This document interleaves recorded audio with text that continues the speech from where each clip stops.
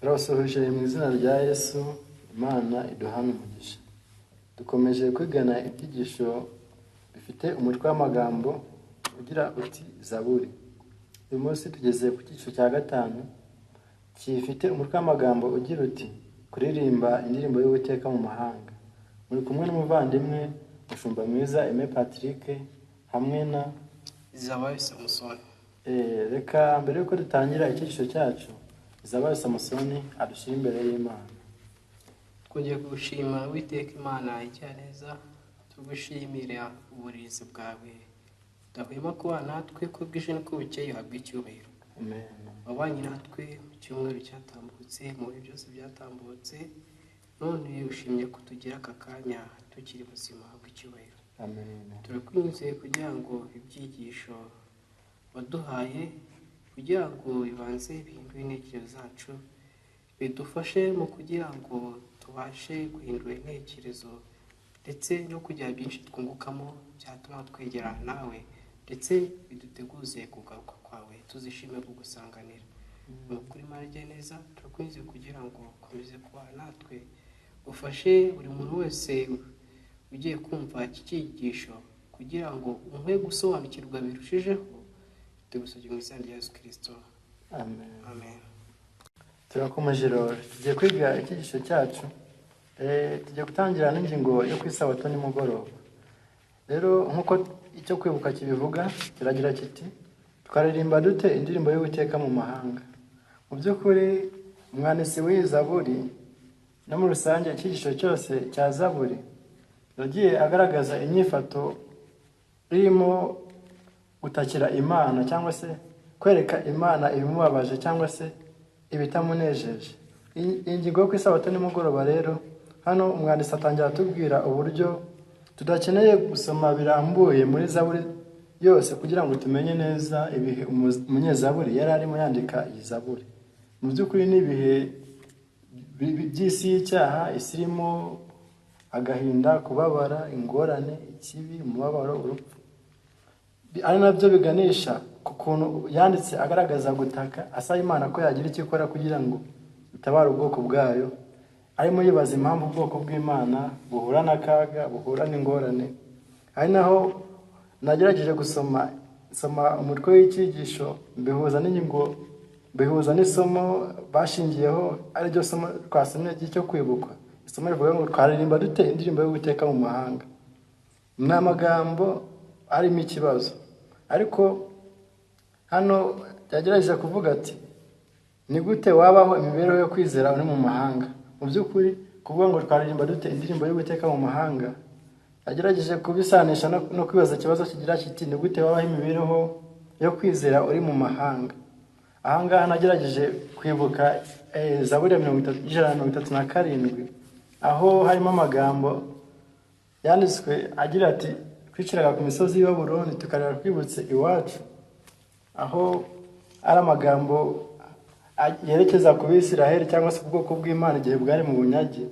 Uburyo bavugaga basabwaga n'abanyababuloni ko baririmba indirimbo z'i Yerusalemu, maze Abisiraheli bakavuga ko batabasha kuririmba indirimbo y'Uwiteka ari mu mahanga.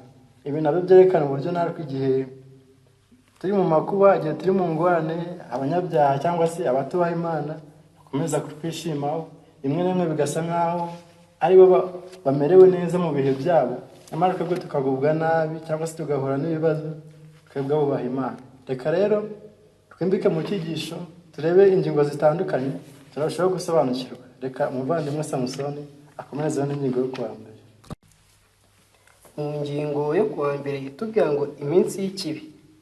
Ese twakwibaza ese iminsi y'ikibi ni iyihe?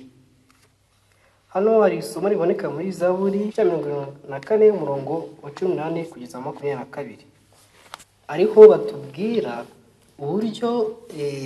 uburyo abantu bakomeza kugenda bitotombera Imana bitewe n'uko bisa nkaho bari mu kaga cyangwa se bumva ko Imana itari kumwe nabo.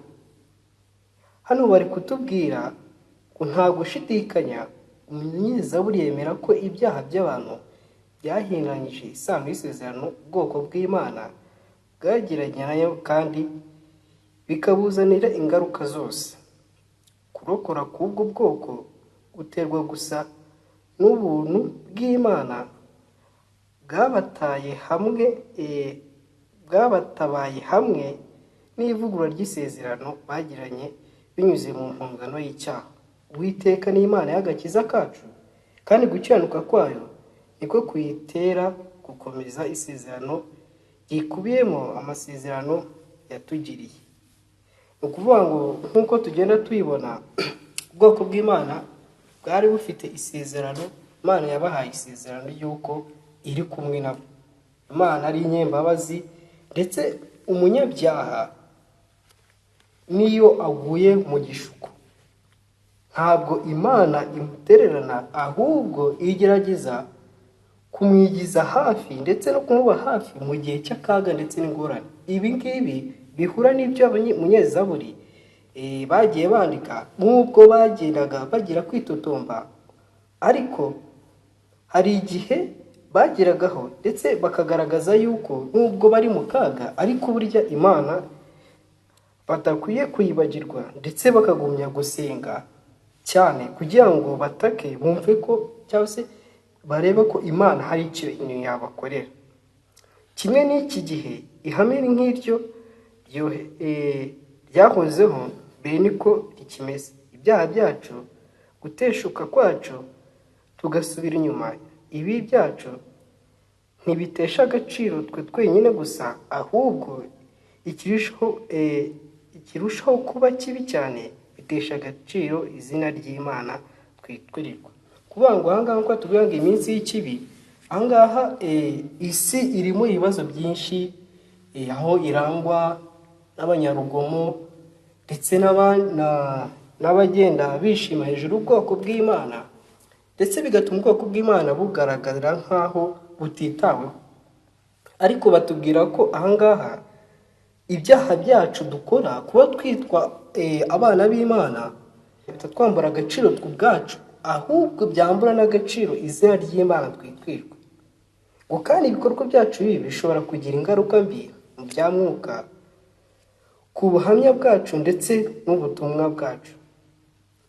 Mbese ni abantu bangana iki bavuye mu byo twizera bitewe n'ibikorwa by'abavuga ko bitirirwa izina rya Kristo? Ese hano ni ikibazo twagombye kwibaza, ntese imyitwarire yacu, uko tugaragara, ibikorwa byacu, uburyo tubana n'abandi, ese ni bangahe byabashije gukiza? Ese ni bande byavanye mu kwizera? Kuvuga ngo dukwiye kwisuzuma twebwe ubwacu, tukareba mbese imyitwarire yacu mu banyamahanga cyangwa se mu batizera, mbese ibyo dukora bibakiza iki cyangwa se bibafasha iki mu rugendo rwo kwizera? Umunyezaburi niho atubwira yuko muri iki gihe cy'iminsi y'ikibi, nk'uko bitubwira, twakakwiye kuba intangarugero, ndetse twakakwiye guhora turangwa no kugira neza ndetse no guhesha izina ry'Imana icyubahiro, kuko n'abanyamahanga batureba bibasha guhindura intekerezo zabo, kuko hari icyo batwigiraho, kamere yacu, uburyo tugaragara, kwihangana tugira, kudacika intege, bibasha guhindura intekerezo zabo. Mugenzi wanjye nawe yakomeza ku yindi ngingo ikurikira, tukarushaho gusobanukirwa. Umuvandimwe Samusoni arakoze cyane ku bw'ingingo yo kuwa mbere atwigishije. Mu by'ukuri ingingo nayikunze cyane, harimo amagambo, nubwo harimo ikibazo umunyezaburi agaragaza cy'uko abatubaha Imana cyangwa se abanyabyaha bagubwa neza rimwe na rimwe bakanishima hejuru y'ubwoko bw'Imana, ndetse bigasa nk'aho ubwoko bw'Imana bugaragara nk'aho ari inkewe, nk'aho ari abantu Uwiteka atitayeho. Nyamara ibyo ntibikwiye kuduca intege, kuko ntibikwiye no kutwereka ko Imana itari kumwe natwe, ahubwo burya byose bibaho ku bw'ubushake bw'Imana. Imana ibizi impamvu y'ibitubaho byose. Rero asoreje ku magambo avuga ngo imyitwarire tugira cyangwa se imibereho tubayeho, dukwiye kwibaza abo ibasha gukiza. Mu by'ukuri byaba ari ikibazo gikomeye cyane ubaye iriho imibereho ituma umuntu arushaho kubona ko izina ry'Imana ntacyo rivuze. Mu by'ukuri imbere yacu ikwiriye gutuma izina ry'Imana rihabwa icyubahiro. Reka dukomeze rero n'ingingo yo kuwa kabiri. Ingingo yo kuwa kabiri ifite umutwe w'amagambo ugira uti ku marembo y'urupfu. Ku marembo y'urupfu. Umwanditsi w'iki cyigisho yatangiye aduha amasomo tugomba gusoma kugira ngo turusheho kumva neza iyi ngingo. Aduhaye Zaburi ya 41 ndetse na Zaburi ya 88, Zaburi 102 ndetse nizo Zaburi yaduhaye. Ndagereza kwibanda cyane muri Zaburi ya 88. Zaburi ya 88 turasoma umurongo wa 23 n'umurongo wa 24. Muri Zaburi ya 102 umurongo wa 23 na 24 hano umwanditsi Zaburi yaragize ati ubwo amahanga n'ibihugu by'abami bizateranira gukorera Uwiteka, yacishirije bugufi imbaraga zanjye mu nzira yagabanije iminsi yanjye. N'amagambo baduhaye ndiraje gusoma amwe muri aya magambo. Mu by'ukuri aya masomo yose ni amasomo yanditse mu buryo busa n'aho ari isengesho. Uwanditse iyi Zaburi, aya masengesho asaba gukizwa uburwayi n'urupfu. Yerekana ko abana b'Imana nabo bagerwaho n'imibabaro yo muri iyi si. Zaburi zihishura imibabaro iteye ubwoba y'umunyezaburi. Nta mbaraga gifite, ameze nk'ubwatsi bwumye, ntabasha kurya, yasizwe mu bapfuye, ameze nk'abishwe bagashirwa mu mva. Yahindutse umuntu wanzwe n'inshuti ze, ari mu mubabaro n'ubwihebe, amagufa ye afatanye n'igikanka. Mu by'ukuri aya ni amagambo agaragaza uburyo umunyezaburi atakiraga Uwiteka, asaba ko Uwiteka yamurengera mu ngorane cyangwa se mu bigeragezo, mu makuba yahuraga nayo. Dukomeje rero, hano uwanditse iyi Zaburi akomeza agaragaza uburyo muri iyi ngingo ku magambo ari hasi bavuze neza uburyo bakoresheje imvugo isa nk'aho kunyura mu gikombe cy'igicucu cy'urupfu. Hano dusomye muri Zaburi ya 88 aho twabibona, hano baravuze ngo Uwiteka Imana ishinjwa kugeza umunyezaburi mu gikombe cy'urupfu. Nyamara uzirikane ko n'igihe abogoza amaganya menshi, amarira ye ni ikimenyetso cyo kwizera, kuko n'igihe Uwiteka mu bushobozi bwe buheranije yemeye ko umwana we agera mu makuba, abasha kumugarurira ubuzima bwiza. Hano dukwiriye kubonamo ikintu gikomeye cyane yuko nubwo rimwe na rimwe cyangwa se mu nyandiko tubona amagambo asa nk'aho arimo kuganya cyangwa se kugaragaza amaganya, ariko dukwiye kuzirikana neza ko umwanditsi wa Zaburi mu by'ukuri yanditse amagambo ariko afite kwizera. Azi neza yuko nubwo ahura n'ingorane, Imana irahari. Izi neza kandi niyo mpamvu ataka, kuko Imana ibasha kumva gutaka kwe. Kandi ijambo ry'Imana riravuga ngo ntabaza ndagutabara, nkwereke ibikomeye biruhije utabasha. Bivuze ngo Imana yumva gutaka kwacu. Reka njye nawe tuyitabaze, tuyereke ibituremereye, ariko mu gutaka kwacu dutakane kwizera, dusengane kwizera, bityo Imana izasubiza icyifuzo cyacu. Muri make, kuba Imana yemera ko umubabaro ugera ku bana bayo ndetse no kubacungura ikabakiza uwo mubabaro, byombi ni ibimenyetso byerekana ubushobozi bwayo bwihariye. Kumenya ko Imana igenga byose biduha ibyiringiro. Amen. Iyo dusomye Zaburi ya 88 tukayegeranya n'imibabaro ya Kristo, dutangazwa cyane n'uburebure bw'urukundo rwe rwamuteye kwemera kunyura mu marembo y'urupfu abigirira mwene muntu. Basoje ingingo batwereka uburyo dukwiriye gutekereza neza ku mibereho na Yesu yabayemo. Yesu nawe yanyuze mu mubabaro. Niyo mpamvu igihe duhura n'ingorane, igihe duhura n'ibitubabaza, dukwiye kuzirikana neza ko umwami wacu Yesu Kristo nawe yanyuze muri izo ngorane, kandi ko atazigera aduhana. Yaravuze ati ndi kumwe namwe iminsi yose kugeza ku mperuka y'isi. Reka dukomeze n'ingingo yo kuwa gatatu. Umuvandimwe Samusoni arayidufashamo. Urakoze cyane. Dukomeza n'ingingo yo kuwa gatatu y'iki cyigisho cyacu, iratubwira ngo Imana irihe. Ni ikibazo. Ese Imana irihe? Nk'uko tubibona muri Zaburi ya 42 ku gice cyayo cya mbere ku murongo kugeza ku murongo wa gatatu, aho batubwira ngo nk'uko imparakazi yahagizwa no kwifuza imigezi, niko umutima wanjye wahagizwa no kukwifuza Mana. Umutima wanjye ugirira Imana inyota, Imana ihoraho. Nzaza ryari mugaragare mu maso y'Imana. Amarira yanjye niyo ya mbere nk'ibyo kurya ku manywa na nijoro. Uyu murongo wo muri Zaburi igice cya 42 umurongo wa mbere kugera kwa gatatu bari kutwereka uburyo mbega uyu munyazaburi yari afite inyota yo kumenya Imana.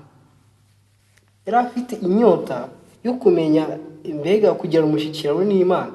Ariko hano ngo yari afite umubabaro ukomeye cyane wo kuba mbega asa nkaho atakambira Imana, ariko Imana igasa nkaho itari kumwe nawe.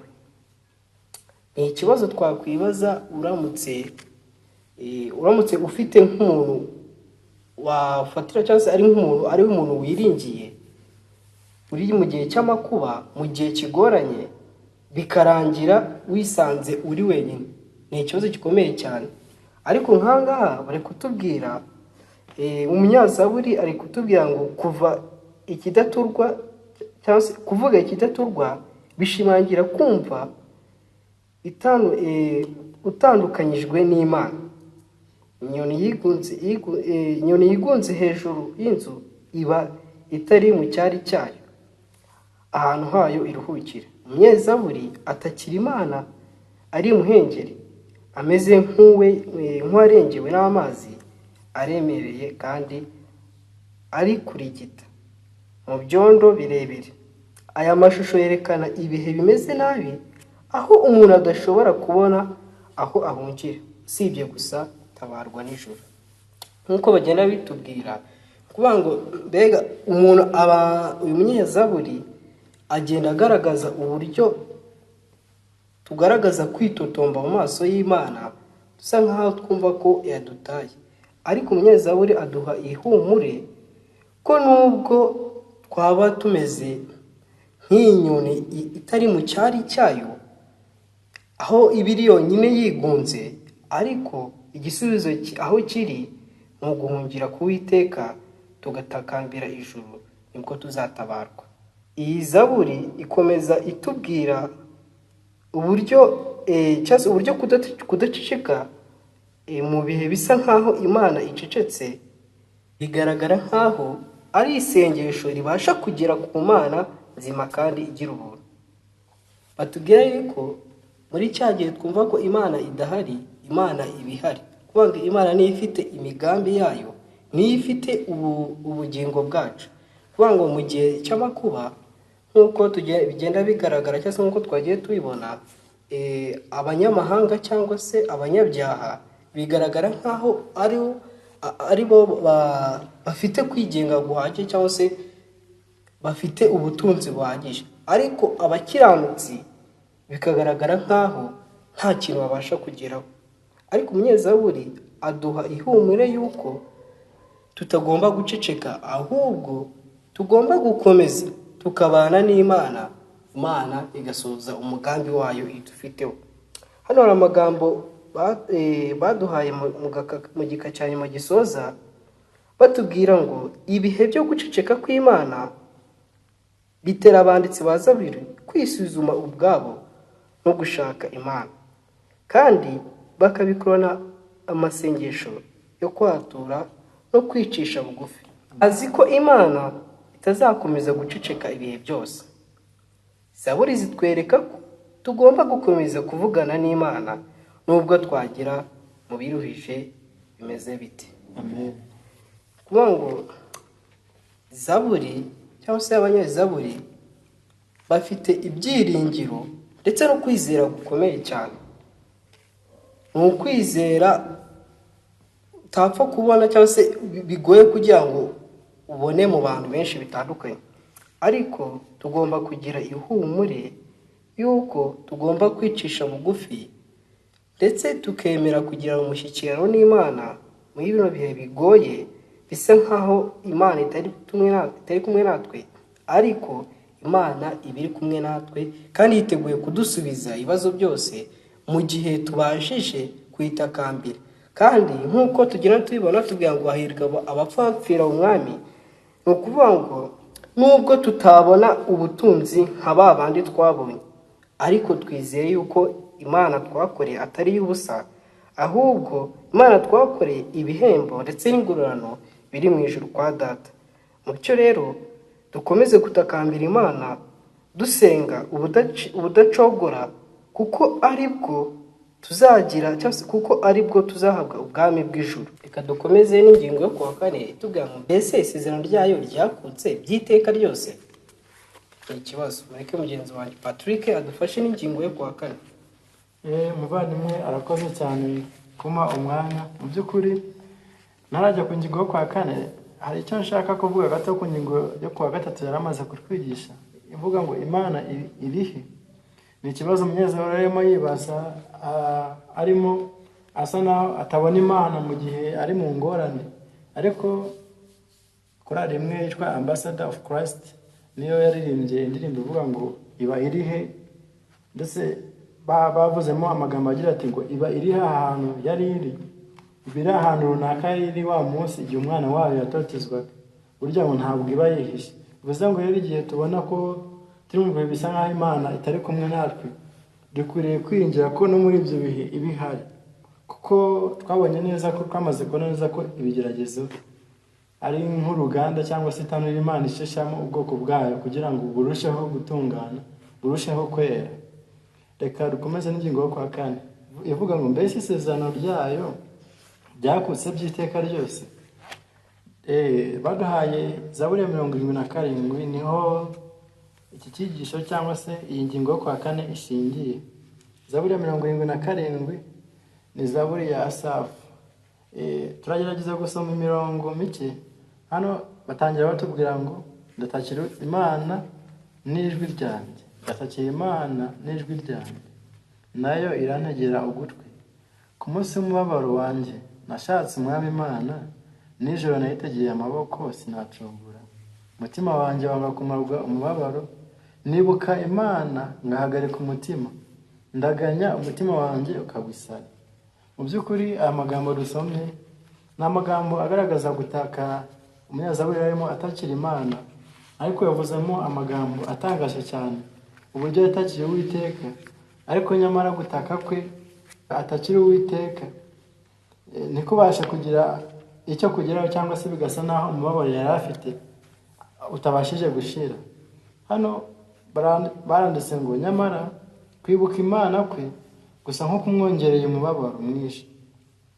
Nkuko hano babivuze ngo nibuka Imana ngahagarika umutima. Ijambo ry'Igiheburayo hama cyangwa se bisobanuye mu Kinyarwanda guhagarika, gusuhuza umutima, akenshi risobanura guhinda kw'amazi asuma. Mu buryo nk'ubwo ubuzima bwose bw'umunyazaburi buri mu bihe bidatuje by'amakuba akomeye.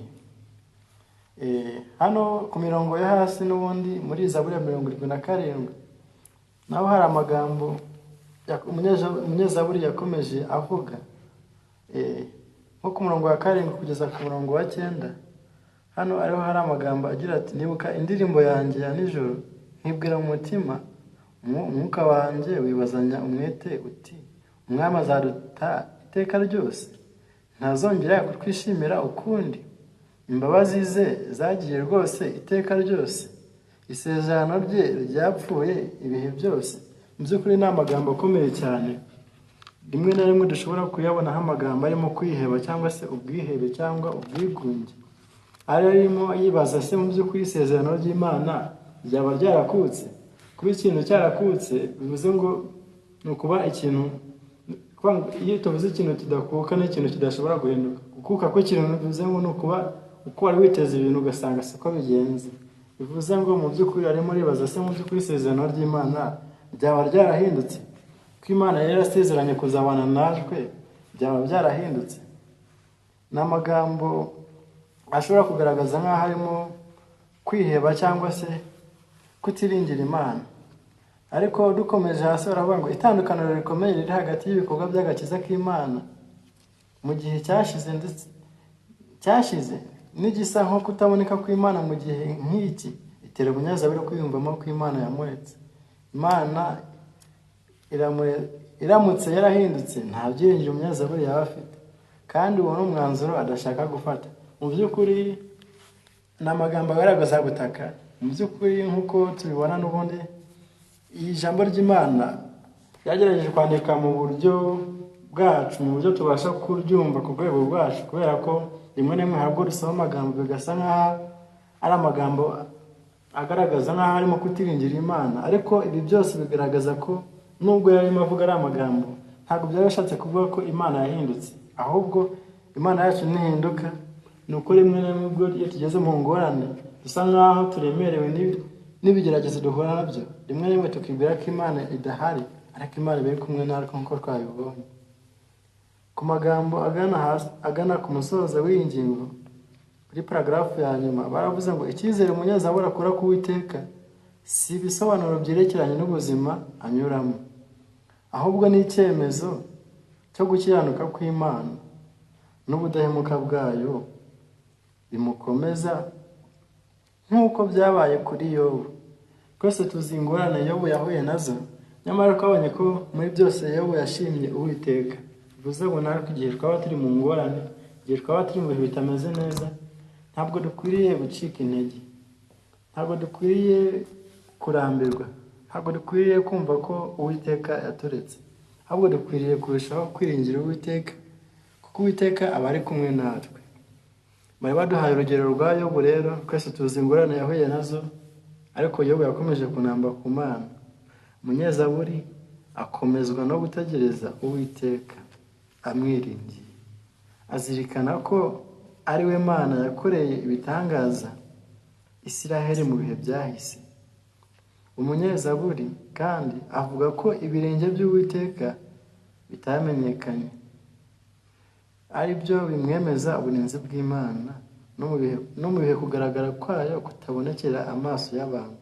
Bivuze ngo no mu bihe bisa nk'aho Imana itagaragara, dukwiriye kuregera amaso yo kwizera, amaso yacu akabasha kureba ibitagaragarira abantu, tukamenya neza ko n'igihe turi mu bihe nk'ibyo Imana ihari kandi biri kumwe natwe, ntabwo iba iri kure yacu. Umunyezaburi yemera ko kugaragara no kutagaragara kw'Imana bibera icyarimwe, bityo bikamutera guhimbariza Imana inzira zayo z'amayobera kandi zisumba byose. Amen. Aya magambo ni amagambo meza cyane yerekana ko uyu musozo w'iyi ngingo hano basoza batwereka neza uburyo mu by'ukuri nubwo ataka ntabwo bivuze ko arimo agaragaza ko Imana idahari, ahubwo Imana irahari. No mu gutaka ko harimo kwizera Imana. Bivuze ngo n'igihe dusenga dukwiriye kugaragaza kwizera Imana cyane. N'igihe dufite ibibazo, n'igihe turimo twiyereka ibitubabaje, birakwiye ko tugaragaza kwizera Imana cyane, kuko tukizera yuko igihe tubasha kuzamura isengesho ryacu, Imana ibasha kumva gutaka kwacu kandi ikadusubiza. Tugana ku musozo w'iyi ngingo rero, nabararikira kurushaho kwimbika cyane mu ijambo ry'Imana, bityo tukarushaho natwe gusenga, kuko ibihe umunyezaburi yari arimo ntabwo bitandukanye cyane n'ibihe natwe uyu munsi turimo, kuko twatangiye iki cyigisho tubona neza uburyo mu by'ukuri isi y'umunyezaburi yari isi yuzuyemo ingorane, icyaha. Ni isi y'icyaha mu by'ukuri, ni isi y'umubabaro, ni isi irimo agahinda.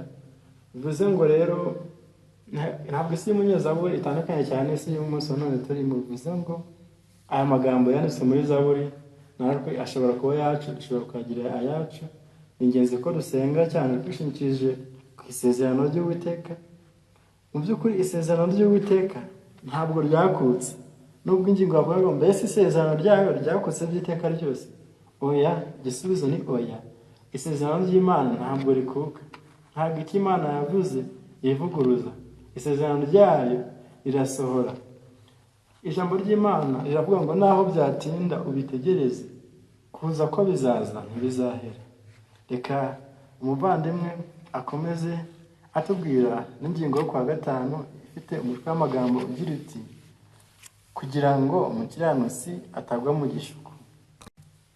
Patrick arakoze cyane kuri iyi ngingo yo kuwa kane itubwira ku bijyanye n'isezerano ry'Imana, aho yatubwiraga ko uburyo isezerano ry'Imana ari isezerano ritajya rihinduka ahubwo rihoraho iteka ryose. Ingingo yo kuwa gatanu itubwira ngo kugira ngo umukiranutsi atagwa mu gishuko.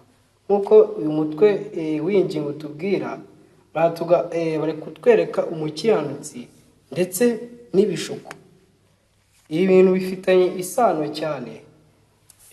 Turarebera ingero nyinshi zitandukanye nko muri Zaburi 37:28, bari kutwereka urugamba cyangwa se intambara abakiranutsi bahura nazo. Bereka yuko abakiranutsi bakunze kugorwa cyane no kubona abatizera ndetse n'abanyamahanga bakomeza kugubwa neza, nyamara bakagaragara nk'aho nta kintu bagezeho ndetse badafite agaciro. Hano umunyezaburi agenda atwereka uburyo inkozi z'ibibi zigubwa neza ndetse kandi bikabera ikibazo abakiranutsi. Ababi ntibagubwa neza gusa, ahubwo kenshi banasuzugura Imana bihandagaje kandi bagakandamiza abandi.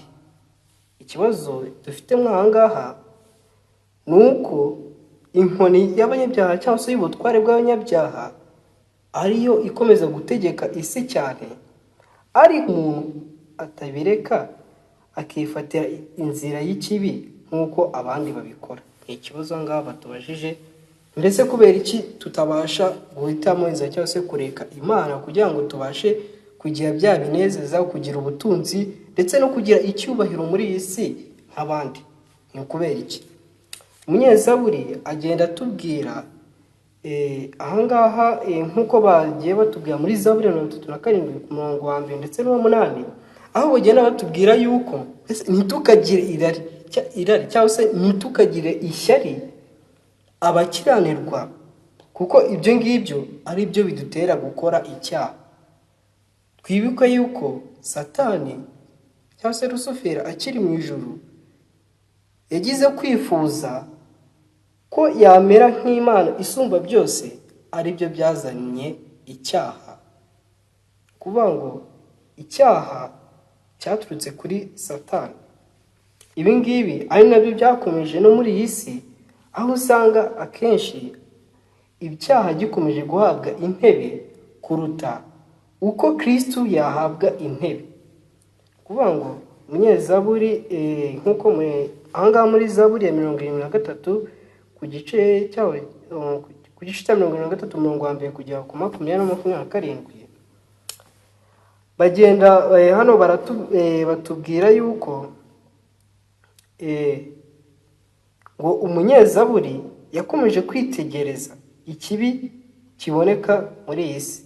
Ntiyashoboye kubona ishusho ngari y'ibyo Imana ibona. Ikibazo cyo kugubwa neza kw'inkozi z'ibibi cyarenze kure ukwizera afite. Yizeraga kandi ko ibyo avuga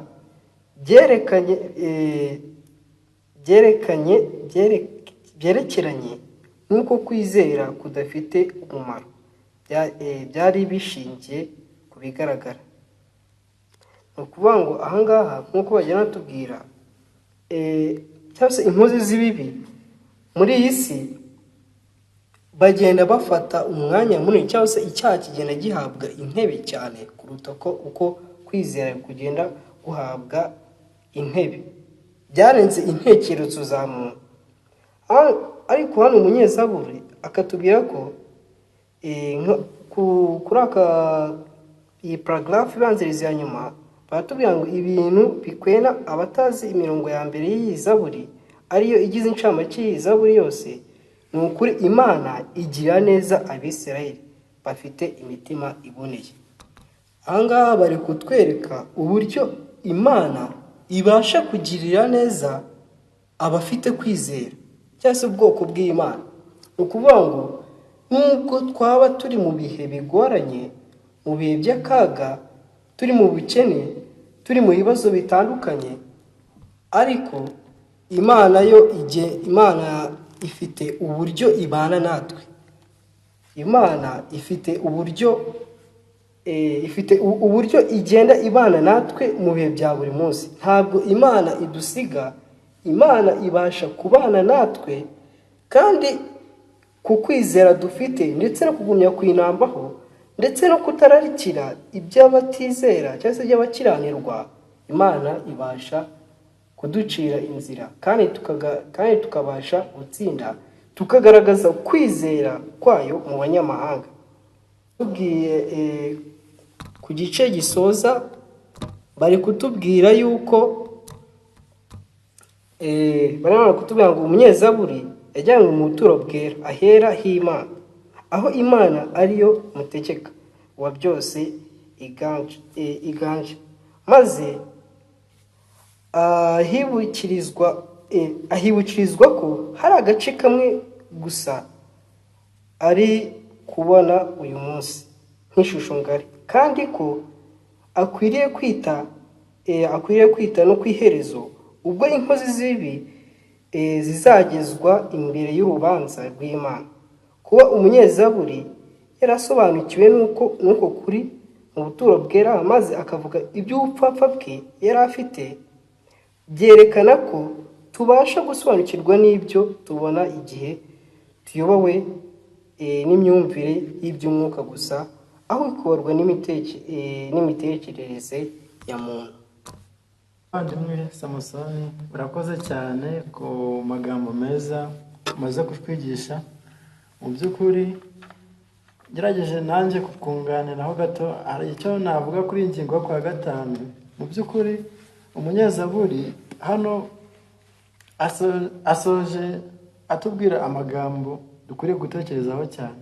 Nubwo tubona abanyabyaha barushaho kugubwa neza, bagahirwa mu mirimo yabo, ukabona umuntu ntasenga ariko ibyo akoze biramuhira, imirimo yose yokejeho amaboko ye igenda neza, akunguka, ndetse bigasa naho abayeho neza kurenza wa wundi wubaha Imana.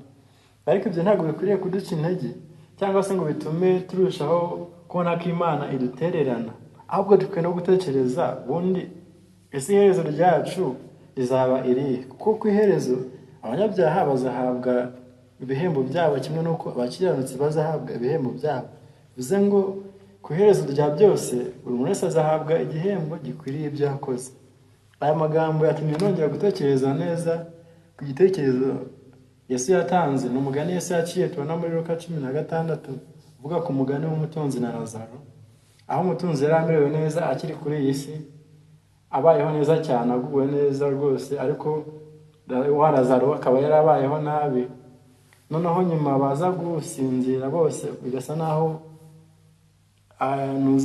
Lazaro ari wagiye akajya mu gituza cya Aburahamu, noneho wa mutunzi akajya kubabazwa. Ariko twabonye neza ko umugani Yesu yawuciye ashaka kugaragaza neza yuko muri ubu buzima tukiriho, tugihumeka, aribwo dukwiriye gukorera Imana, aribwo dukwiriye kugira amahitamo yo kuba mu ruhande rw'Imana cyangwa se kuba mu ruhande rwa Satani. Bivuze ngo nahaciye yuko ubuzima bwacu tubamo bwa buri munsi dukwiriye kurushaho kubana n'Imana, tukaba mu ruhande rwayo.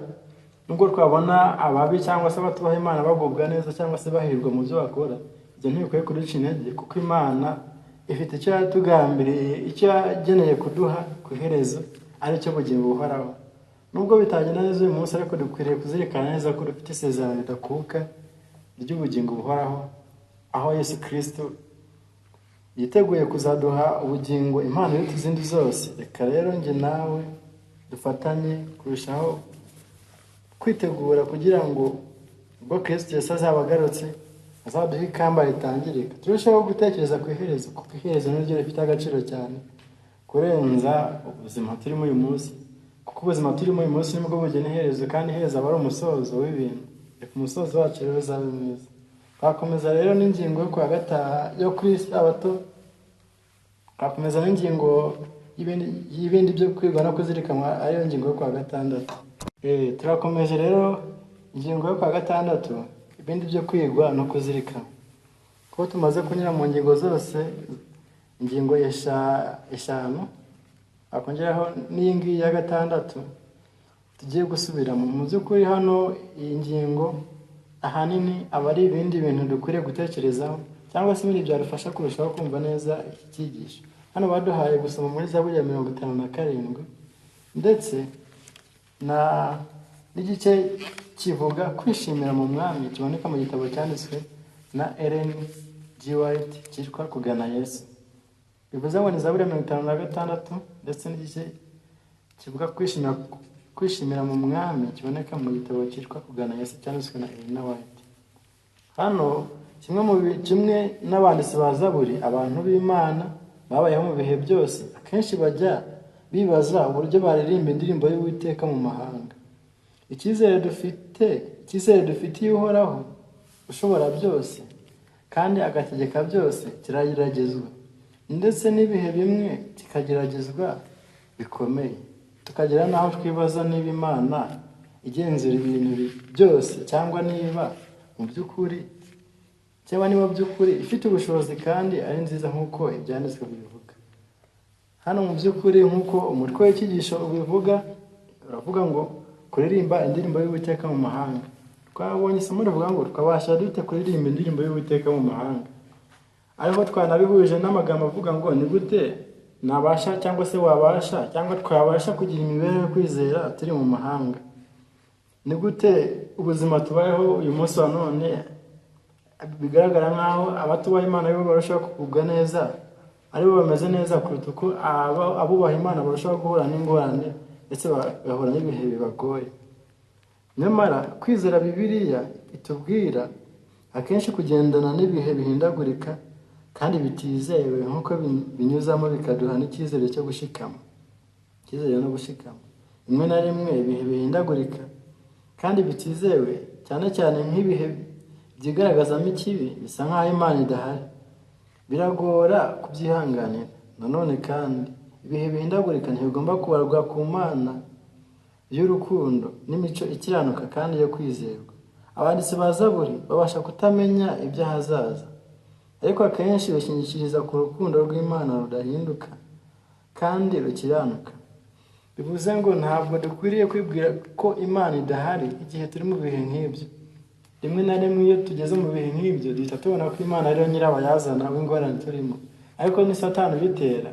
Imana yo irakiranuka kandi urukundo rwayo ruhoraho iteka ryose, n'imico yayo irakiranuka kandi niyo kwizerwa, niyo kwirindirwa. Bivuze ngo ingorane duhura nazo umwanzi Satani uziteza. Muri ubwo buryo natwe tugomba gukurikiza ubwo rugero, koresha imbaraga zawe zose mu guhanga amaso hejuru aho kuyahanga hasi ku ngorane zawe. Amen. Nibwo utazigera uteguza cyangwa ngo ugwe. Bidatinze uzabona Yesu akikijwe n'igicu, arambuye ukuboko kwe ngo agufashe. Niyo mpamvu icyo ugomba gukora ni ukumuha ikiganza cyawe kubwo kwizera, ukamwemerera akakuyobora.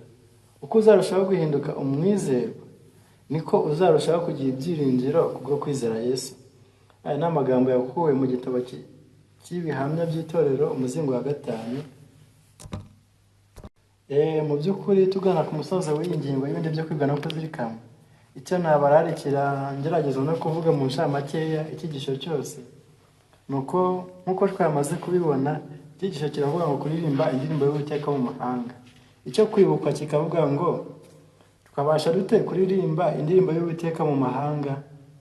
Icyo tubonye neza yuko nuko isi turimo, isi y'ibibazo n'ingorane duhura nazo, birumvikana dukwiye kuzamura isengesho ryacu ku Uwiteka, tukamwereka ibitubabasha cyangwa se imibabaro yacu.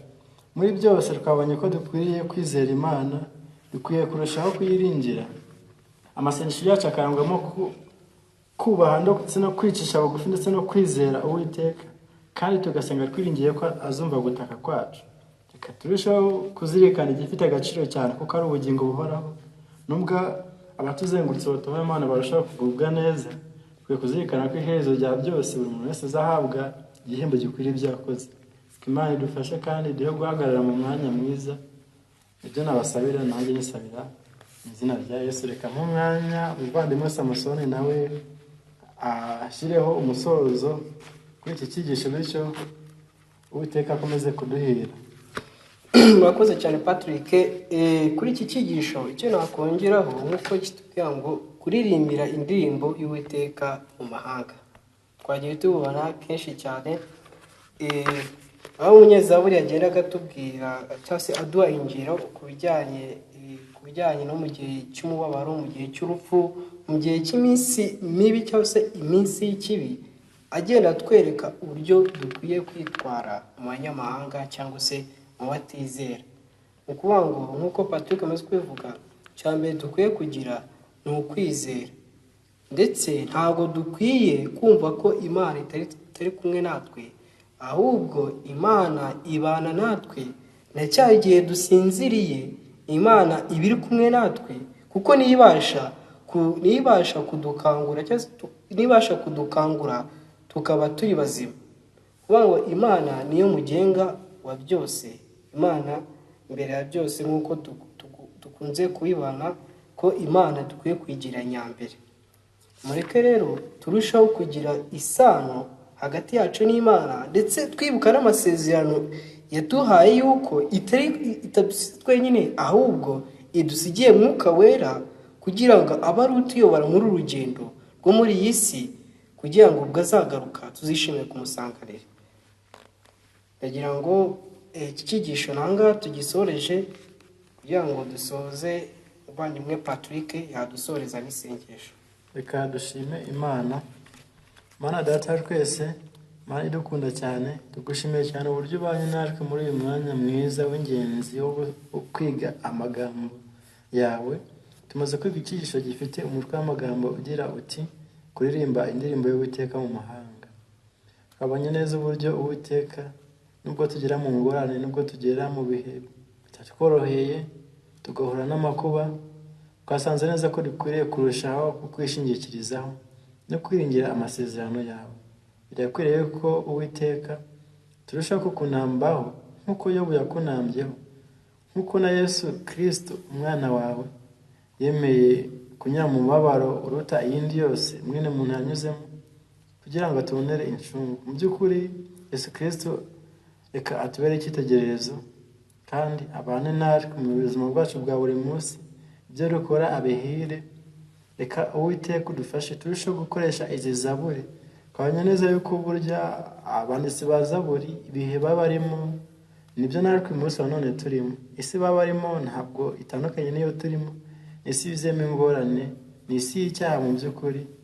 Reka Uwiteka uduhe gushikama, uduhe kukwiringira, uduhe kuba mu ruhande rwawe, dushoboze kukunambaho, kandi ikiruta byose reka twiteguza n'abandi kugira ngo ubwo uzagaruka tuzahabwe ikamba itangirika, tuzahabwe ubugingo buhoraho. Ibyo nibyo nsabira umuntu wese wakurikiye iki cyigisho, ndetse n'abandi bose bazagikurikira, natwe twese hamwe mu izina rya Yesu Kristo. Amen. Amen.